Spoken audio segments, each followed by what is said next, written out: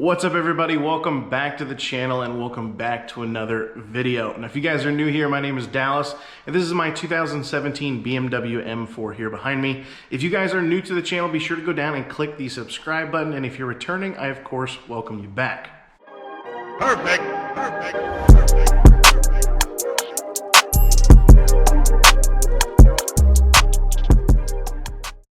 So on the docket today, we have a super quick and easy DIY. We're basically going to be replacing the ugly orange halogen turn signal bulb with an LED option. The halogen bulb is what comes in the xenon headlight setup. If you got the LED headlight setup, then you luckily don't have this problem. Now there's a few reasons why somebody may do this upgrade and switch over to an LEDs. The first reason would be my reason, which is going to be when the headlights are completely off, there's still that ugly orange glare from that yellow bulb that's in there reflecting off all that material inside the headlight, just giving this orange haze in the corners. And to me, I just want to clean that up and get rid of that orange color, especially when the lights are off. The second reason may be that you have a turn signal bulb that is out and you're looking to replace it. Well, this is a great opportunity to upgrade to something that is going to be better. That leads me to my third reason, is the better would be brighter. The LED bulb is of course going to be much brighter than the halogen. So if that's what you're looking to do, this is definitely going to fit that bit as well. Now the great thing about this install is, unlike the headlight bulbs, we actually don't have to take the wheel off to get to these. We can just remove 3 8mm bolts that are in the wheel liner, pull that back, and you can actually access that little spot where those turn signals are. Now I'm gonna go ahead and show you guys real easy how to do it, and then I wanna show you guys inside the wheel well so you guys kind of know what you're looking for. But luckily these bulbs, they don't have any harness on them, they just have a connector that they're screwed in with. You basically take that counterclockwise, pull it out, replace the bulb, put it back in. There's no wiring you have to mess with. Makes this super easy and super quick. So I'm gonna go ahead and crank the car up, get the wheel turned all the way to one side so that I can access that part of the wheel liner, and I'll get you guys set up so you guys can see what I'm doing.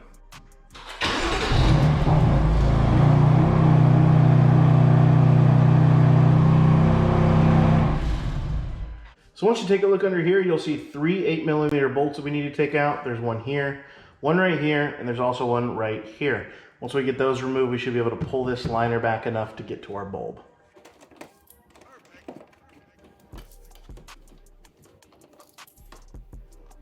So to show you where the plug is, once you get this pulled back here, it is that plug right there, the one that's sitting horizontal.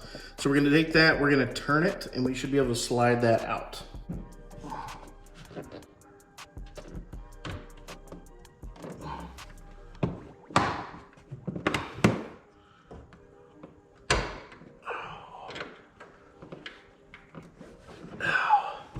And there you go.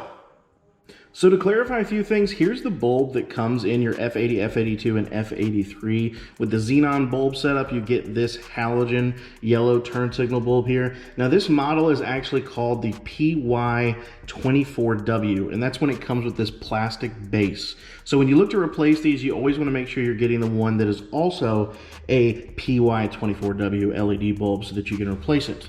Now, that bulb here is going to be this one, and this is what we're going to be replacing it with today. The bulb itself is a little bit larger, which shouldn't be a problem, but I wanted to clarify. So I did say I ran these in my F30. By that, I meant I ran the same brand. The ones I ran to the F30 are these right here, and as you can see, the base on these are totally different. So you want to make sure that when you're replacing these in your F80, F82, and F83, you're getting the PY24W style, which is going to be these here. And as always, you guys know I'm going to link these down in the description so you don't have to search for them. They're super inexpensive on Amazon, so you guys can pick those up if you're looking for them. So for reattaching your new bulb to the actual base that plugs into the car, you're basically going to find the spot that this sits down onto the base here, which is right there. So once it sits down in there, you take these two tabs on the top and bottom, pinch those and turn, and it should do like a 15-degree turn and lock in place. And that's how you reattach those. So I'll go ahead and get back in there. I'm going to put that back in, and we're going to test and see how this looks.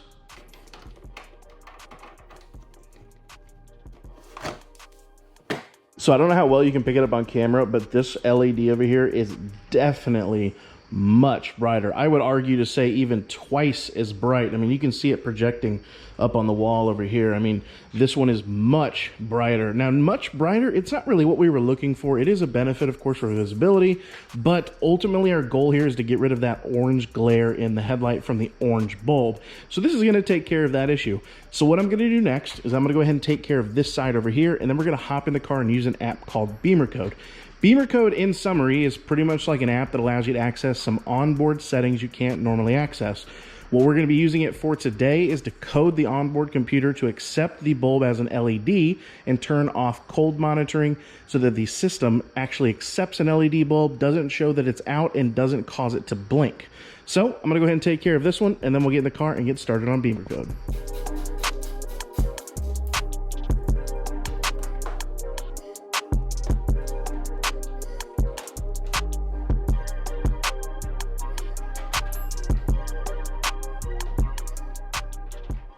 All right, guys, so now that we're sitting in the car, the lights have been fully installed. So like I said, the next step is we want to make sure that we go through BimmerCode and code the programs in the system so that they can accept the LEDs. We're going to turn cold monitoring off and make sure the system is ready to accept it being an LED bulb now so that we don't get any flickering. So BimmerCode is an app that everybody can download. I think it runs around like $50 as a one-time charge for the app. After that, you have full and free access to all of the ECUs in the car. You can access a ton of hidden features that you cannot normally access from the iDrive system. A lot of these really cool features I think I'm going to go over in another future video, but this, as I would say, probably one of the #1 things that people ask about is the tilting mirrors on lock and unlocking the car where they automatically go in and out. That is a BimmerCode function that you can program into the car but cannot access directly through the iDrive. So when you're using BimmerCode, you're basically going to link up with the car using an OBD adapter. The one that I'm using is this one here. It's an iCar Pro. I don't believe they have this specific one anymore. I want to say the VPeak adapter is now the go-to one to use. Either way, I'm going to have one linked down in the description if you guys want to pick up one of these. They're super useful and I definitely recommend it. So what I'm going to do is I'm going to get this plugged into our OBD port, and then after that, we're going to go ahead and get started here. All right, so now that we're hooked up to the OBD port, next we need to put the car in accessory mode. For those that aren't familiar, to put your car in accessory mode, keep your feet off of the pedals, and you're going to go ahead and you're going to click your start stop button one time. It's going to turn on all of your electronics. All of our electronics and everything are on now. I'm going to go ahead and turn the air off and make sure we're not using any unneeded battery. Once we get all that turned off, we want to buckle our seatbelt. That makes sure that your car does not turn off out of accessory mode while we're working in it. All right, now that we're all buckled in, the car's in accessory mode. We've got our windows down for a little bit of ventilation, and we have our AC and accessories turned off so we're not using any excess battery. Next, you're going to go ahead and boot up your BimmerCode app. I'm going to go ahead and screen share that on here with you guys now so you guys can see what we're doing. We're going to click connect. We're going to select the OBD2 port that we're using, which is the V-Gate iCar Pro Bluetooth 4.0 for me. Click connect.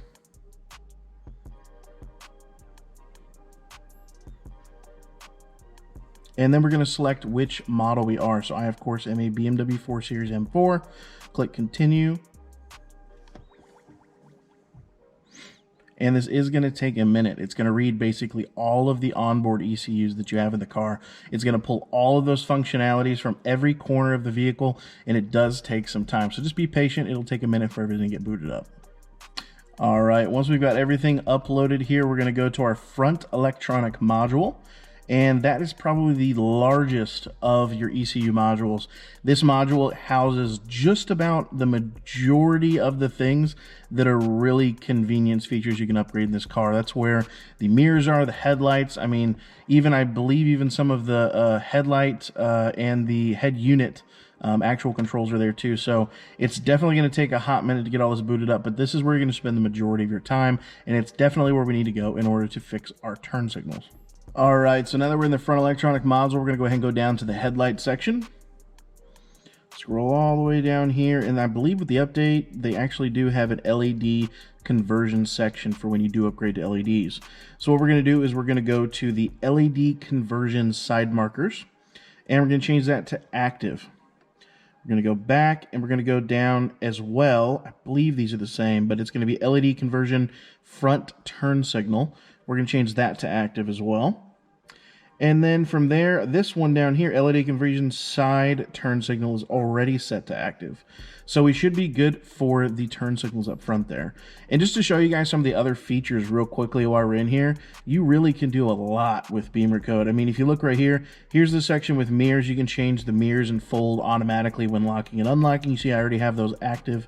You can go down here even, you can change the temperature of the heated seats, whether you want the temperature to be higher, lower. I mean, there's so many things. Turn signals when flashing, how many times it flashes, what kind of delay you want with the trunk to open when you automatically open it.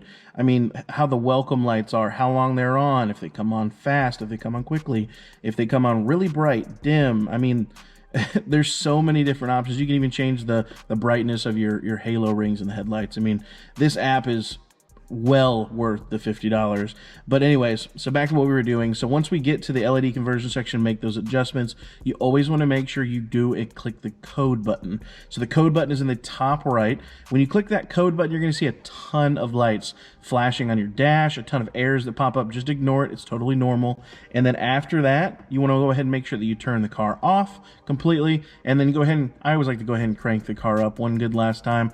It pretty much should cycle everything through, but sometimes it can take a day or two for those settings to go into effect. But that is, in pretty much summary, how you would go ahead and switch those over and make sure you turn LED settings on so you don't get any flickering or errors. So we're going to go ahead and click code now and start coding. And it's going to shut all my systems off and give me a ton of error codes. But one good thing to note, guys, is if you ever code anything that you don't like or you want to revert it back when you sell the car, for example, the system does store backups. And you simply go in the app. I don't know if you can see it very well in the bottom right corner of the screen, but it does show backups down there, and you can fully go in there and revert back to the stock settings if you'd like. I did that on my F30 before selling it. But as of right now, I'm getting all kinds of check engine lights, chassis stabilization warnings.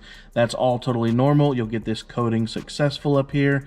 Click OK, and then I always just close out of the app anyways and disconnect,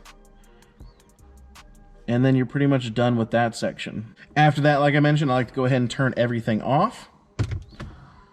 So without any pedals or anything pushed down, I went and hit the start stop button. That turned off all of our accessories and took us out of accessory mode. And I'm going to let it sit here for probably about 10 to 15 seconds just to be safe.